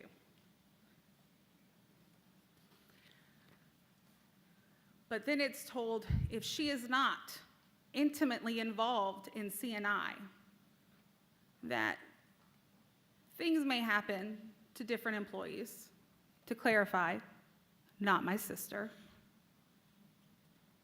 And that it would be in their best interest to find a spot for her. Again, I'm not a lawyer. It could be a gray area. But if I received a notice like that from my boss, I'd sure as heck follow it. But then it continues to devolve from there.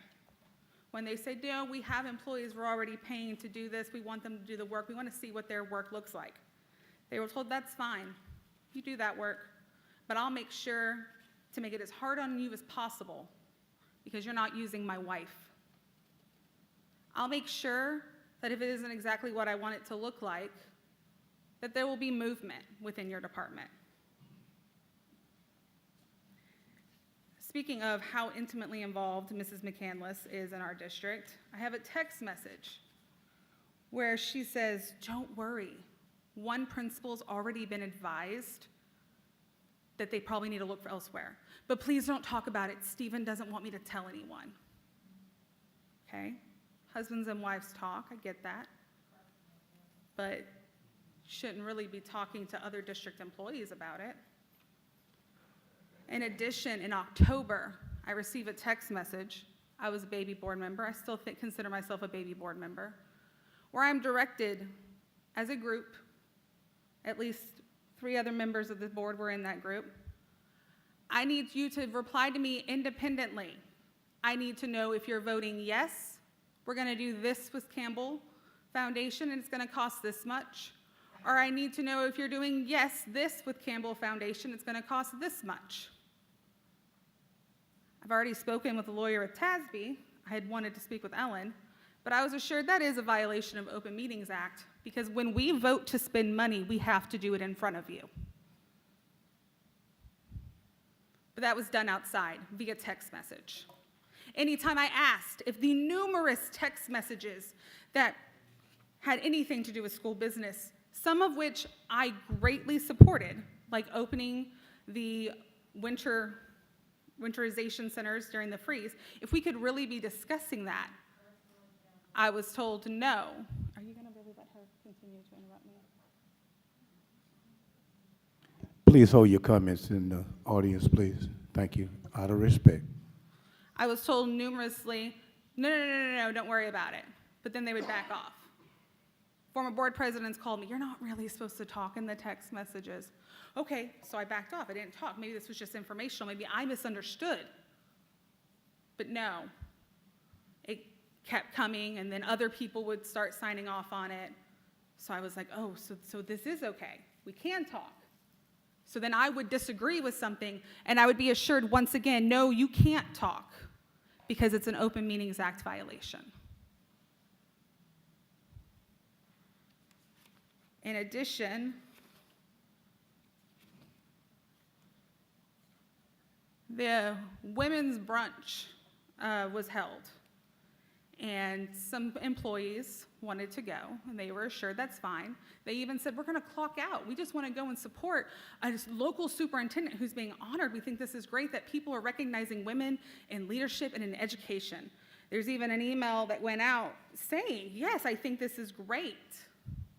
Halfway through the event, they start getting text messages from their superintendent because another board member didn't like that they were there. They will all get write-ups, don't worry about it, I'm going to take care of this right now. You're all getting write-ups, but you'd already given them permission to go. In addition,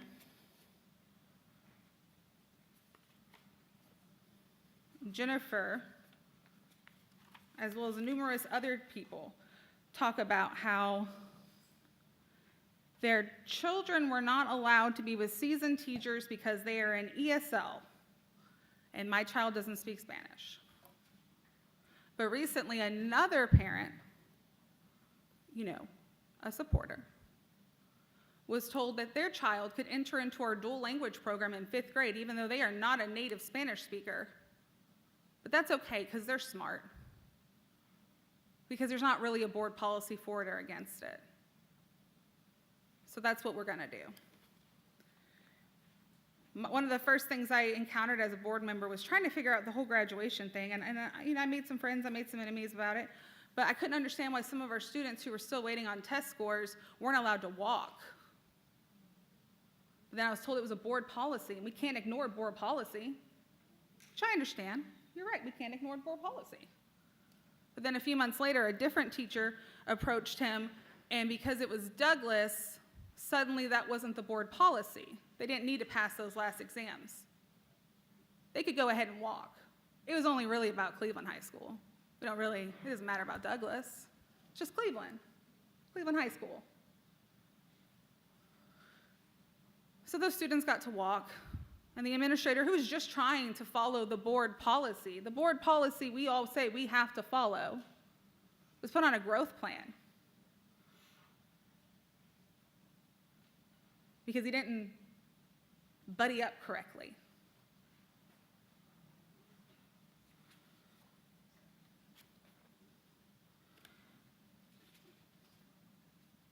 I've been assured there's been numerous Open Meetings Act violations. I've probably committed them too. I'll take responsibility for what I did in my ignorance, not understanding about electronic communication. I can take responsibility for that. But your superintendent, who is much better trained than me, should have known better. There's also a rule where jobs have to be posted for 10 days if they require a certificate. But we have text messages about how we quickly snap somebody up. Someone worked on a Friday and got it done, all in one day. So how is it posted for 10 days? How? Told, well, it's only really if they need certificates. Well, if this particular position at the very height of our district doesn't require a certificate, I don't understand what we are hiring this person for.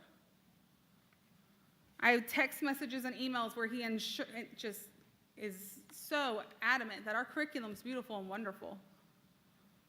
But then lately, our curriculum's terrible.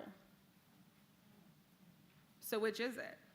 We've had employees who the way they found out that they were demoted was an update to the website.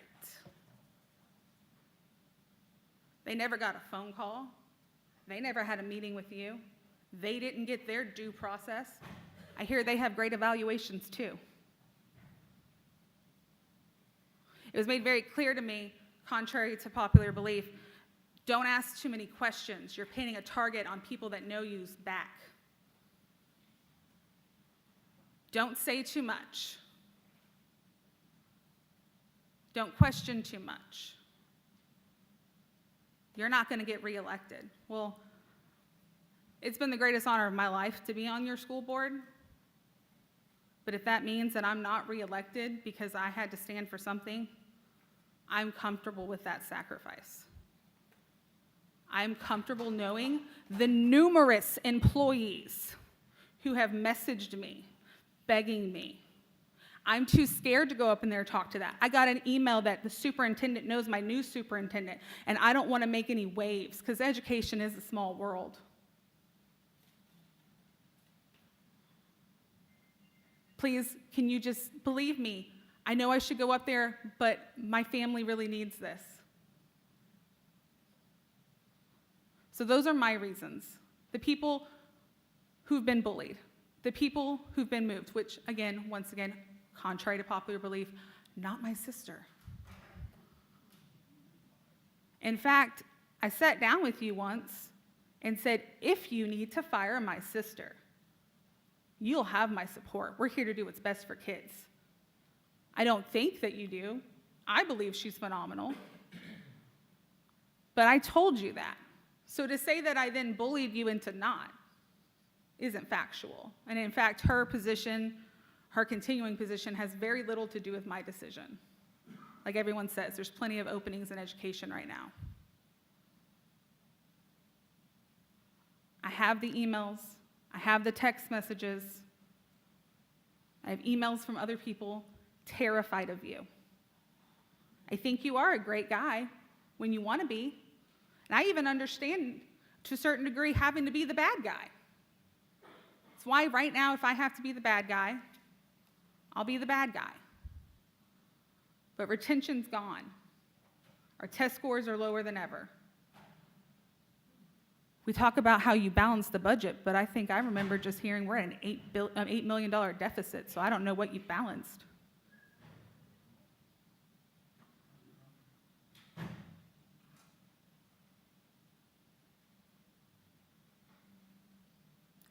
I'd love to sit here and say it's not personal, and it's not with you.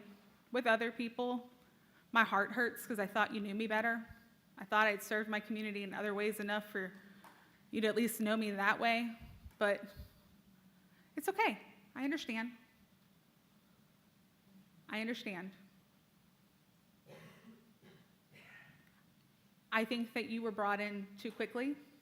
I think that you were brought in without the appropriate people around you to give you the guidance. According to this curriculum audit that we still haven't been allowed to see, you were definitely suggested that you should have executive coaching. So I can see where there's the deficits. So I understand all that.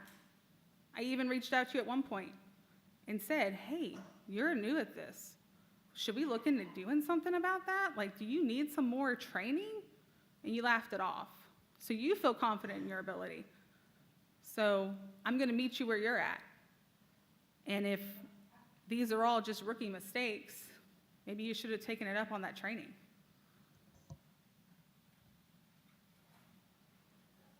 Okay.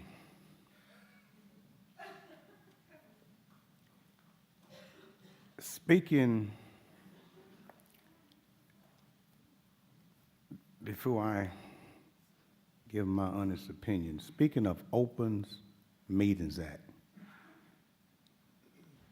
we had a board meeting on June the 17th of 2024. In executive session, it was requested that the superintendent be removed from the meeting, and I concurred. On June the 18th, the following day, or Tuesday, I received a phone call about midday that an employee in the district had received a phone call from an ex-employee by the name of Cody Cox. And Cody told this employee that he had received a phone call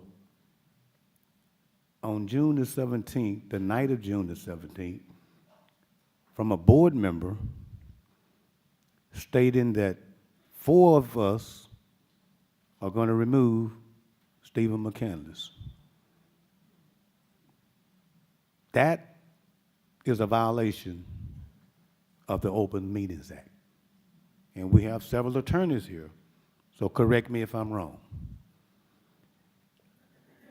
I went back and visited with this employee again to make sure what was told to me was fact. And I was assured that this happened. Open Meetings Act, that's been alluded to. Okay? Now,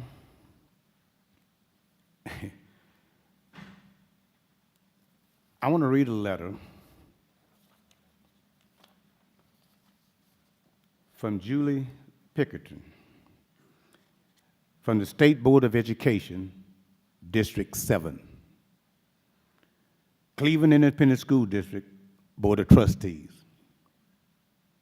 As you are aware, Cleveland ISD is experiencing challenges which you currently, with your current superintendent, Stephen Mckenas, has been working diligently to address. Superintendent Mckenas has been in contact coordinating with my office to address the issues CISD is providing a great education for students and financial assistance needed to address your unique situations. Unfortunately, poorly planned and executed development has placed CISD taxpayers and families in Liberty County in a terrible position.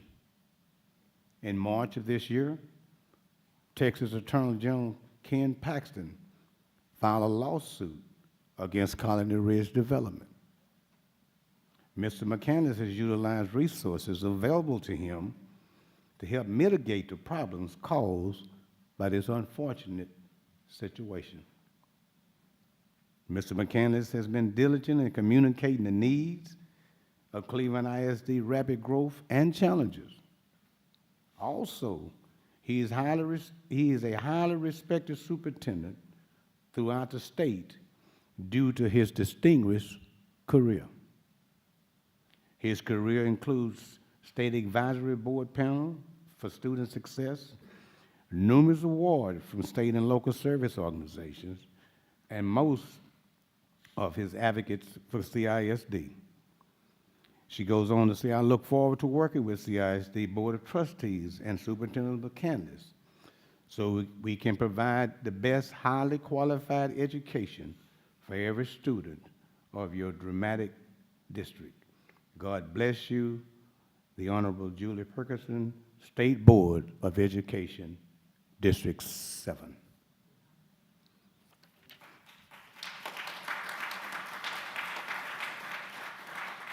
Now, I got a lot to say. First of all, our process of being here tonight, in my humble opinion, was not handled in the right, correct, professional manner.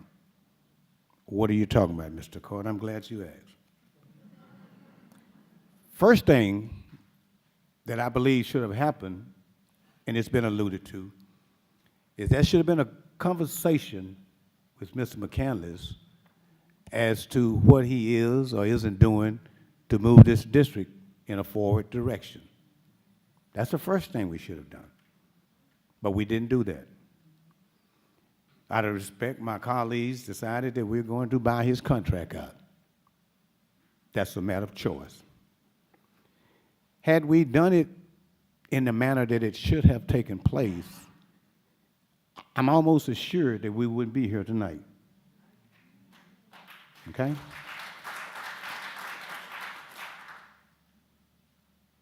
In a situation like this, and I've been in a couple, you sit down with an individual, you discuss with him or her what the issues are that you may not agree with.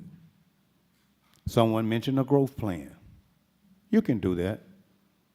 But what we should have done, we should have sat him down, explained to him our likes and dislikes. And they're multiple. I'll be the first to tell you, I don't agree with everything he does. But having sat in the corporate world for 20-some years, I understand that the buck stops at his desk. We don't always agree because we don't always know what the ultimate decision is, why it was made.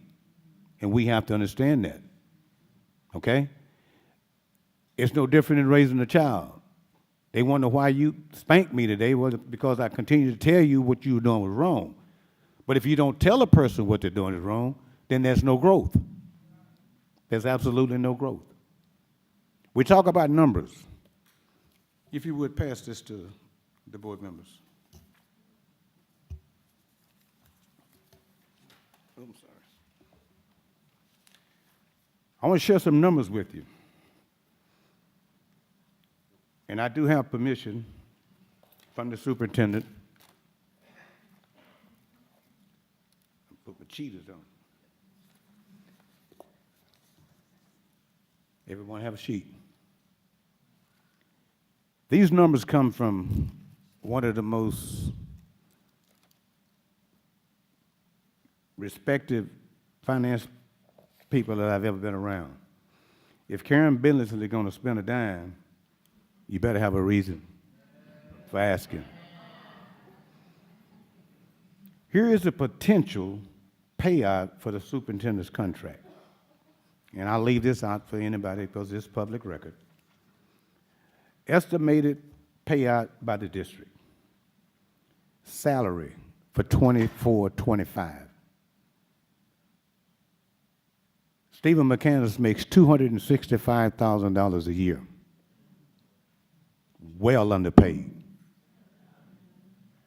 The superintendent in Splendora makes $305,000. They have 6 campuses. We have multiple campuses. By law, Ms. Billingsley, correct me if I'm wrong, by law, we're only obligated to pay him $265,000, along with health, dental, and vision.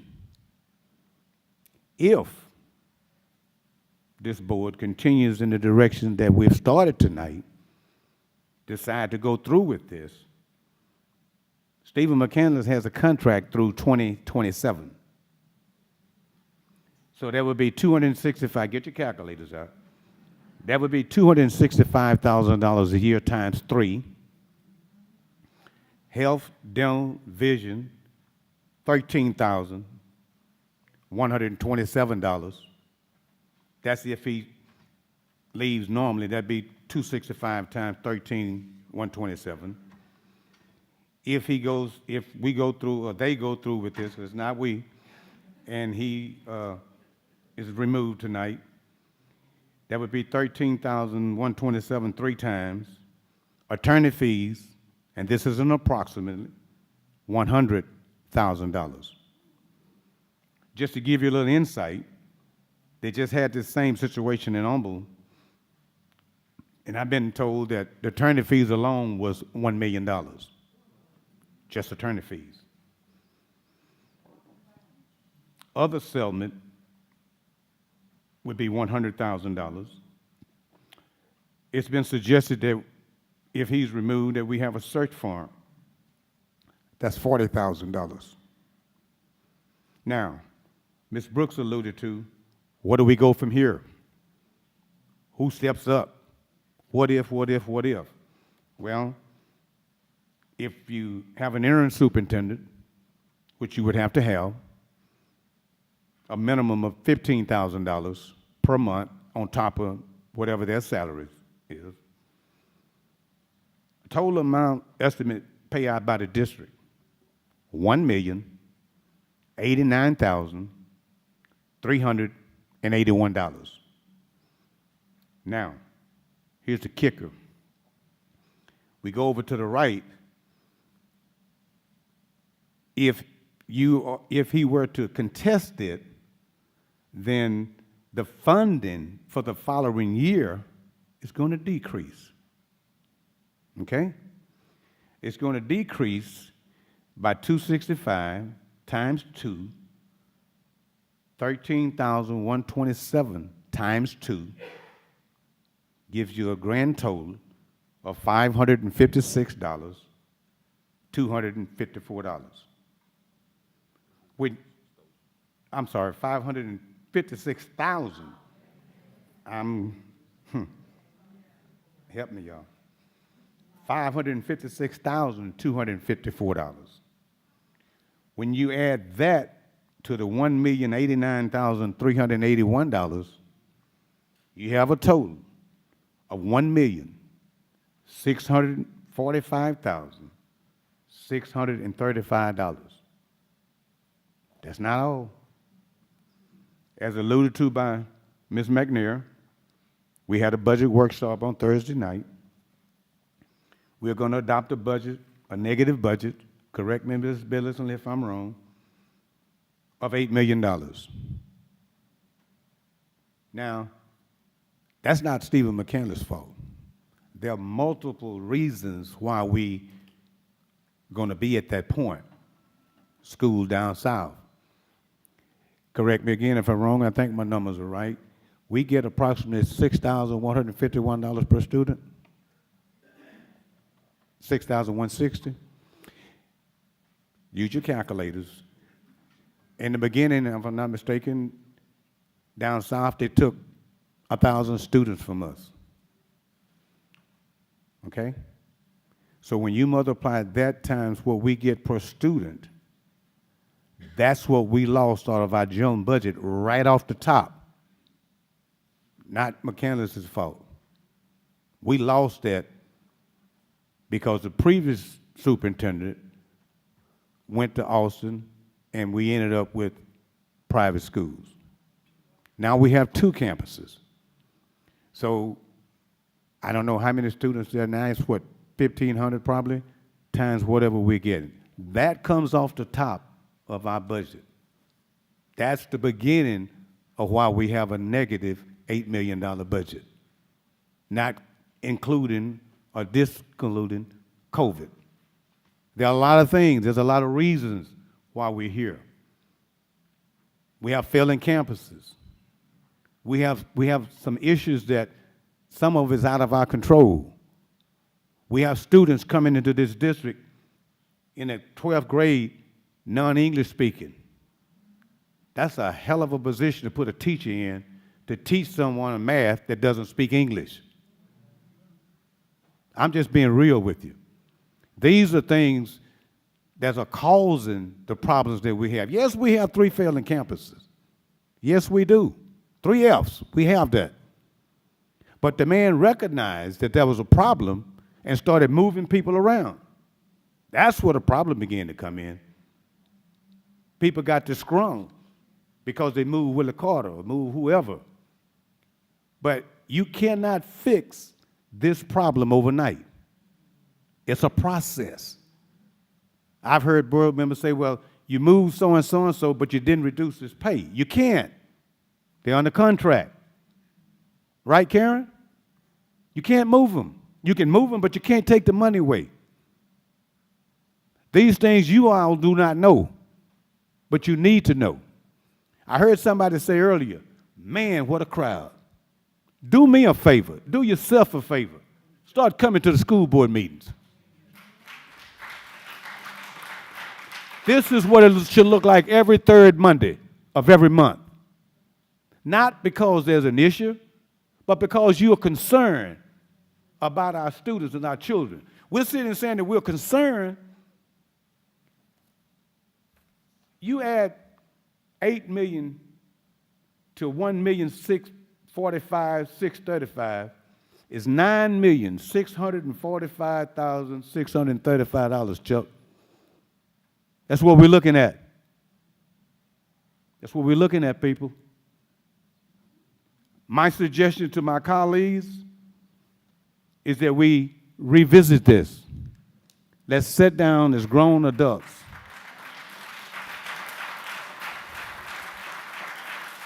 Can I say something? When I finish, you had your opportunity. No disrespect. Let me finish. And let the man know what it is that he hasn't done. You know,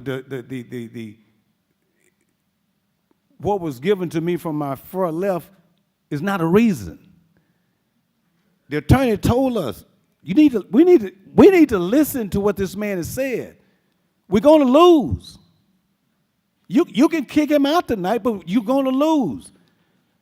We're going to end up in Austin in front of the TEA board, and that's not going to be a pleasant place to be.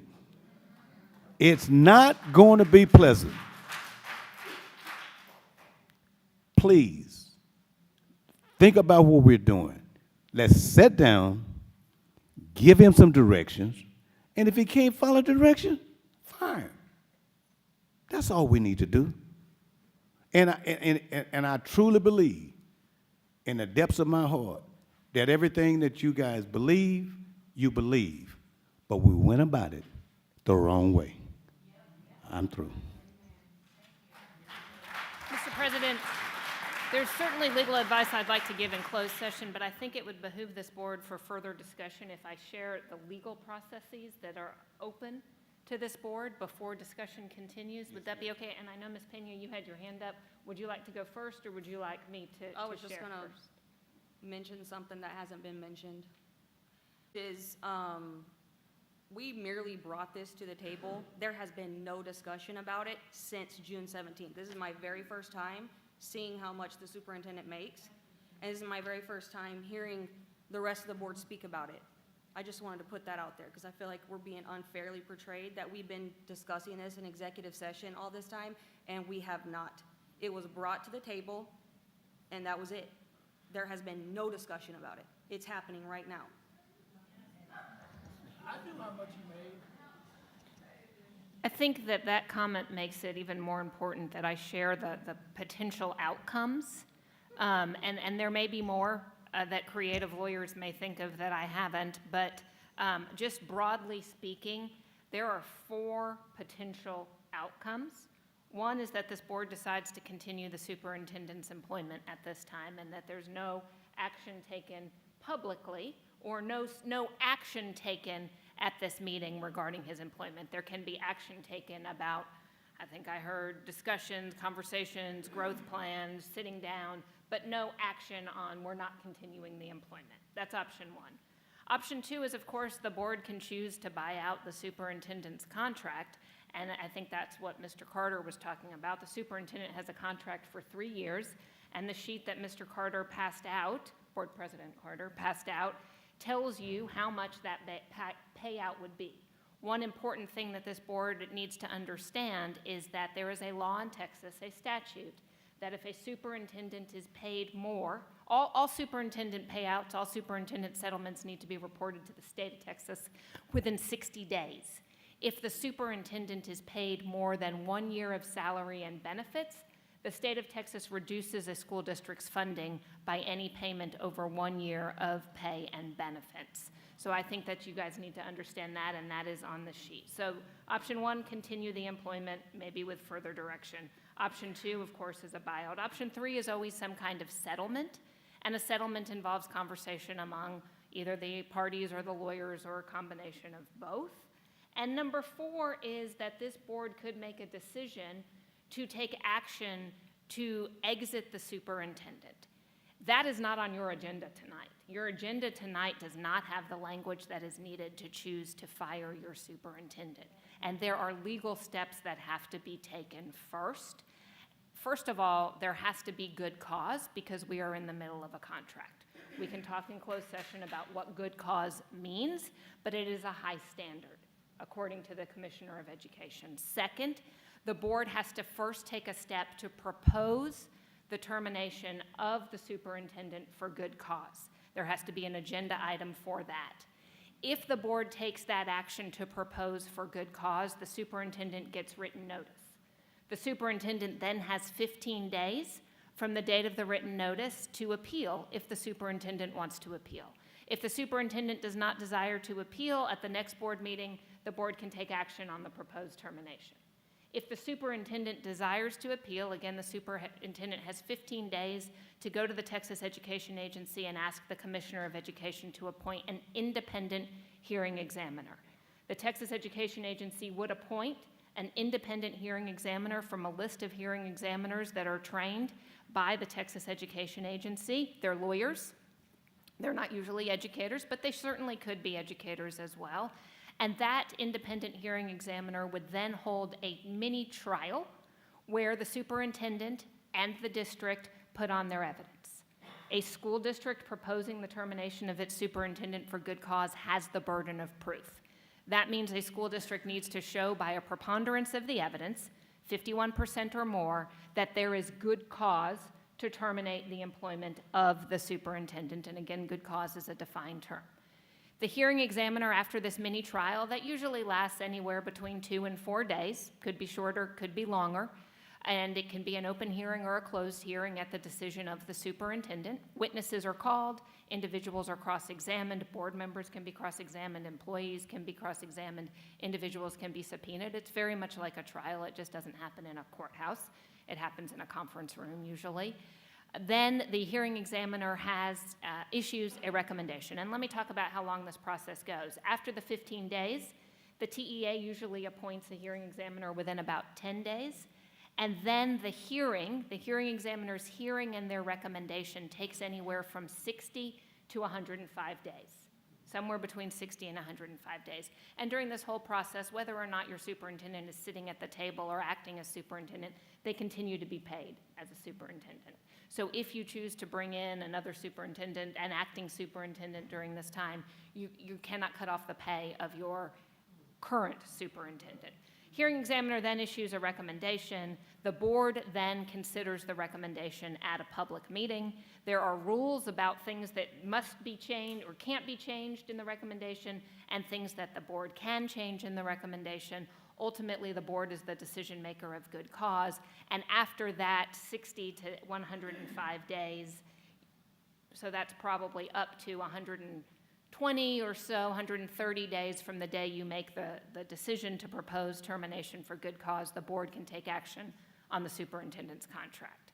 I hope that process has helped you I hope I've filled in some background information for you on the process. And again, there's more that I'd like to discuss in private, in closed session, but we cannot deliberate about the superintendent and his performance in closed session. You can't, because he has requested that all deliberation about him be open. So while I do recommend this board, when you're done deliberating, go into closed session for legal advice, it is imperative and legally required that you do any deliberation about, is he good, is he not good, what do I like, what do I not like here. I hope that was helpful. I talked for a long time.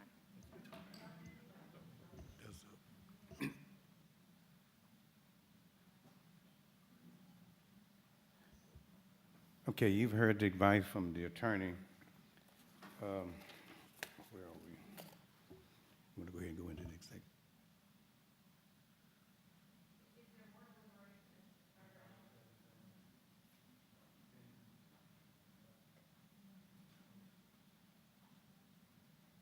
Anyone else have anything they'd like to offer? Ms. Brooks, Coach?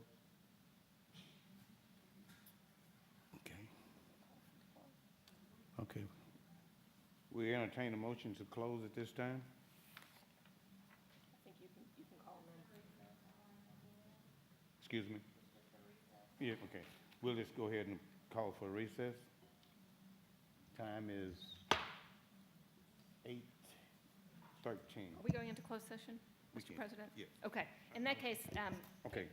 can we do it under 551071? Okay, excuse me. What we'll do, we'll go ahead into closed session under subchapter D, 551.071, 551.074, 551.082. At this time, we'll adjourn for closed session, and it will be back out for deliberation. Thank you.